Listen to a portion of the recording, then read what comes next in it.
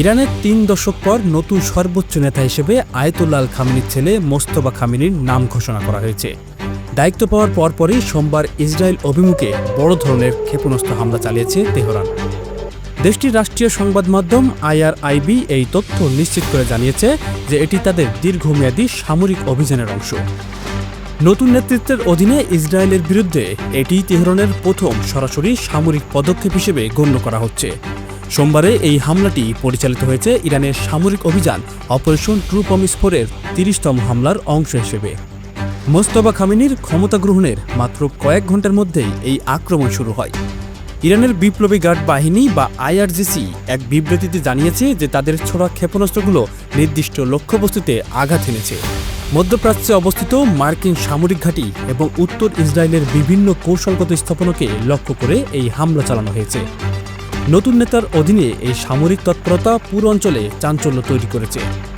এদিকে ইসরায়েলি জরুরি পরিষেবা এবং সংবাদ সংস্থা AFP জানিয়েছে যে তাদের আকাশ প্রতিরক্ষা ব্যবস্থা অনেকগুলো ক্ষেপণাস্ত্র রুখে দিয়েছে। তবে ক্ষেপণাস্ত্রের ধ্বংসাবশেষ পড়ে মধ্য ইসরায়েলের রিশন লিজিয়ন শহরে এক নারী আহত হয়েছেন। হামলার পরপরই ইসরায়েলের বিভিন্ন শহরে সতর্কতামূলক সাইরেন বাজানো হয়। ইরানের পক্ষ থেকে জানানো হয়েছে যে তাদের এই হামলা মূলত গত কয়েকদিনের উত্তেজনার প্রেক্ষাপটে নেওয়া একটি সরাসরি পদক্ষেপ। মোস্তফা খামেনির দায়িত্ব নেওয়ার পর এটি তার প্রশাসনের প্রথম বড় সিদ্ধান্ত।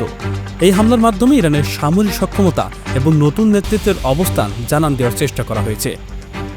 বিপ্লবী গার্ড বাহিনীর বিবৃতিতে আরও বলা হয়েছে যে মার্কিন ঘাঁটিগুলোকে লক্ষ্য করার মূল কারণ হল আঞ্চলিক সংঘাতে তাদের ভূমিকা। উত্তর ইসরায়েলের কৌশলগত গুরুত্বপূর্ণ এলাকাগুলোতে একের পর এক ক্ষেপণাস্ত্র নিক্ষেপ করা হয়েছে। হামলা তীব্রতা এবং লক্ষ্যবস্তু নির্বাচনের ক্ষেত্রে নতুন কৌশলের ছাপ দেখা গেছে। ইসরায়েলের সামরিক বাহিনী বর্তমানে হাই অ্যালার্ট বা উচ্চ সতর্কতায় রয়েছে এবং পরিস্থিতির উপর নজর রাখছে। রিশন লিজিয়ন শহরের ঘটনার পর স্থানীয় বাসিন্দাদের নিরাপদ আশ্রয়ে থাকার নির্দেশ দেওয়া হয়েছে। ক্ষেপণাস্ত্রের আঘাতে ক্ষয়ক্ষতির পরিমাণ নিরূপণ করতে কাজ করছে ইসরায়েলি উদ্ধারকারী দল। ইরানের রাষ্ট্রীয় সংবাদ মাধ্যমগুলো এই হামলাকে অপারেশন ট্রু প্রমিস 4-এর বড় সাফল্য হিসেবে প্রচার করছে। 3 দশক পর নেতৃত্বের পরিবর্তনের সাথে সাথেই এই ধরনের বড় সামরিক পদক্ষেপ তেহরানের নতুন নীতিকে ফুটিয়ে তুলছে।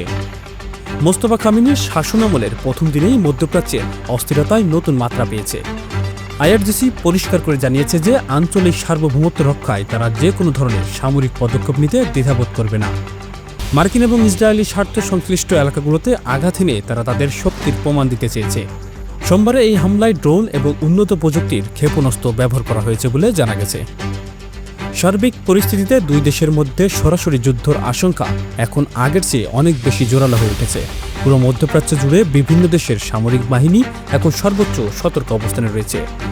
নতুন নেতার অধীনে ইরানের এই অ্যাকশন পুরো বিশ্বের নজরে রয়েছে এবং পরিস্থিতি দ্রুত পরিবর্তন ঘটছে।